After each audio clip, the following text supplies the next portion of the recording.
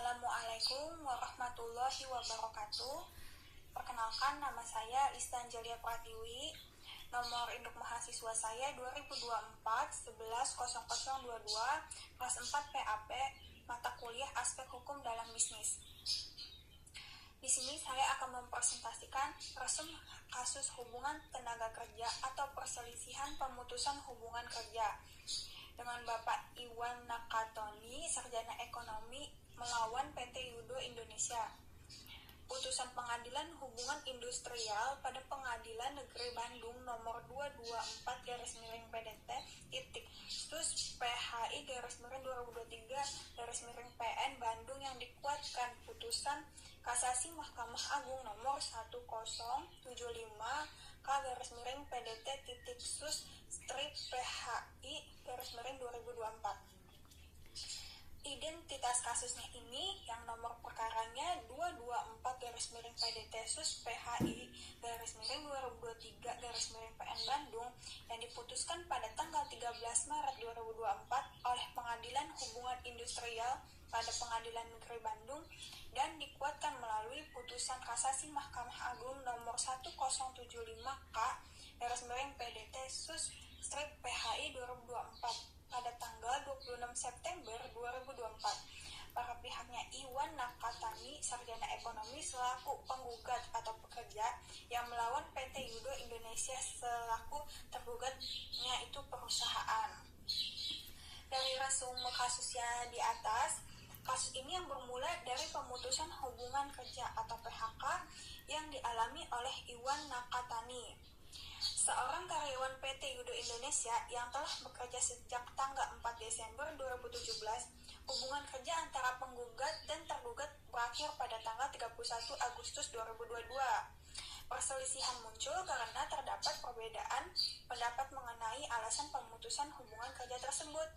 Di satu sisi, penggugat pengadilan bahwa PHK terjadi karena ia telah memasuki usia pensiun, yaitu umurnya 57 tahun, sehingga ia berhak atas kompensasi PHK sebagaimana yang diatur dalam Peraturan Perundang-undangan Ketenagakerjaan.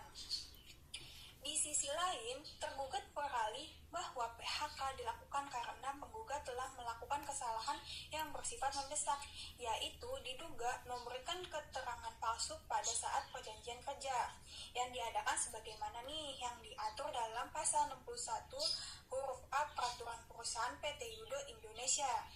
Sebelum perkara ini diperiksa pada pokok perkaranya, tergugat lebih dahulu mengajukan ekspeksi daluarsa atau exceptio temporis dengan dalil bahwa gugatan penggugat telah melewati batas waktu 1 tahun sebagaimana diatur dalam pasal 82 Undang-Undang nomor 2 tahun 2004 tentang penyelesaian perselisihan hubungan industrial.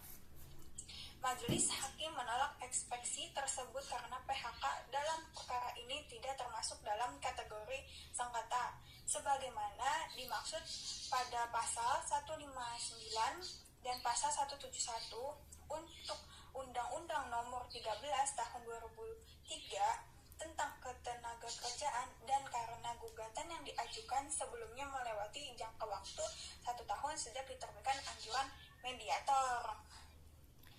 Dalam pemeriksaan pokok perkara, majelis hakim menemukan bahwa tergugat tidak mampu menguraikan dan membuktikan keterangan apa yang dianggap palsu yang diberikan penggugat pada saat perjanjian kerja yang dibuat Selain itu, penggugat telah menerima surat keterangan kerja atau yang biasa disebut dengan paklarinnya si Iwan Nakatoni nomor 001/HRD 9/2022 dari perusahaan tanpa membantah isinya yang menyatakan masa kerja penggugat terhitung sejak 4 Desember 2017 sampai dengan 31/2022 berdasarkan peraturan perusahaan PT Yudo Indonesia periode 2022 sampai dengan periode 2024 pada tanggal berakhirnya hubungan kerja tersebut. Penggugat ternyata belum memasuki usia pensiun.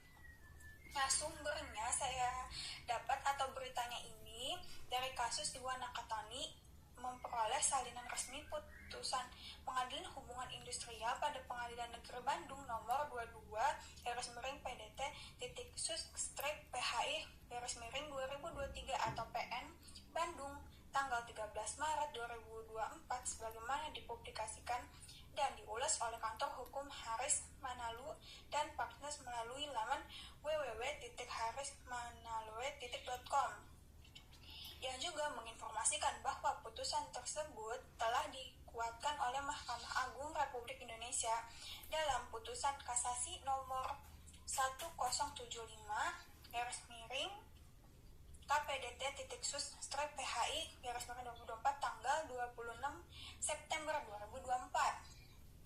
Nah, penyelesaian kasusnya ini, Majelis Hakim Pengadilan Hubungan Industrial pada Pengadilan Negeri Bandung berpendapat bahwa berakhirnya hubungan kerja antara penggugat dengan tergugat sejak 31 Agustus 2022 bukan disebabkan oleh kesalahan penggugat, melainkan merupakan pemutusan hubungan kerja yang harus tunduk pada ketentuan kompensasi normatif ketenagakerjaan. Dengan masa kerja terhitung 4 Desember 2017 sampai 31 Agustus 2022, hampir 5 tahun, dan upah terakhir sebesar Rp19.450.000 per bulan, Majelis Hakim menetapkan kompensasi PHK sebagai berikut. Uang pesangonnya 2 dikali 5 kali Rp19.450.000, yaitu Rp194.500.000. Uang penghargaan masa kerja 1 kali 2 kali Rp19.450.000, yaitu Rp38.900.000. Uang pengganti sisa cuti sebesar Rp8.840.909, serta pergantian perumahan, pengobatan, dan perawatan sebesar 15%, dan total pesangon dan penghargaan masa kerja yaitu Rp35.010.000. Total kompensasi yang wajib dibayarkan tergugat kepada penggugat adalah Rp277.250.909. Putusan ini kemudian dikuatkan pada tingkat kasasi oleh Mahkamah Agung sehingga memiliki kekuatan hukum tenaga yang tetap dan mengikat kedua belah pihak. Kesimpulan dari kasus Iwan Nakatani yaitu kasus ini menunjukkan pentingnya kejelasan dan pembuktian yang kuat dalam melakukan pemutusan hubungan kerja, terutama apabila perusahaan menggunakan alasan kesalahan yang mendesak. Sebagaimana yang diatur dalam peraturan perusahaan, pihak yang mengendalikan sesuatu wajib membuktikan karena tergugat tidak dapat membuktikan dalil keterangan palsu yang dituduhkan kepada si penggugat.